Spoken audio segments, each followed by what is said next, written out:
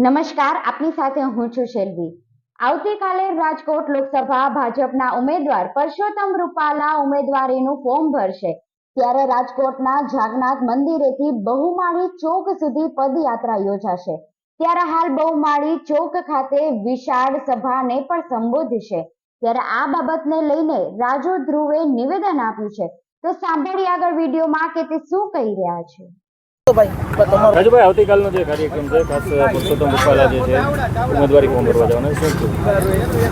સૌરાષ્ટ્રમાં કુલ મળીને 7 લોકસભાના ઉમેદવારો આજથી ઉમેદવારી પત્રક ભરવાનું શરૂ કરશે। આજે પોરબંદર લોકસભા બેઠક ખાતે કેન્દ્રીય કેબિનેટ મંત્રી મનસુખભાઈ માંડવિયા પોતાનું ઉમેદવારી પત્રક રજૂ કરી રહ્યા છે। એ જ ક્રમમાં જામનગર, ભાવનગર, જૂનાગઢ, અમરેલી, સુરેન્દ્રનગરના ઉમેદવારો પણ ઉમેદવારી પત્રક રજૂ કરશે।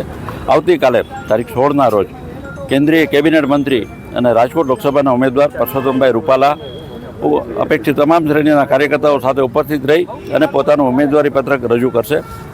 રાજકોટ મહાનગર ખાતે જાગનાથ મંદિરથી એક રેલી સ્વરૂપે કાર્યકર્તાઓ અહીં એકત્રિત થશે, અહીં સભા ભરાશે। સભામાં પૂર્વ ગવર્નર વજુભાઈ વાળા, પૂર્વ મુખ્યમંત્રી વિજયભાઈ રૂપાણી, જિલ્લા પંચાયતના પ્રમુખશ્રી, મેયરશ્રી, સંસદ સભ્યશ્રીઓ, રાજ્યસભાના સભ્યશ્રી, તમામ શ્રેણીના આગેવાનો, કાર્યકર્તાઓ ઉપસ્થિત રહેશે। આ સ્થળ સરદાર વલ્લભભાઈ પટેલની પ્રતિમા પાસેનું સ્થળ એ ભારતીય જનતા પક્ષનું એક પરંપરાગત સભા સ્થળ છે।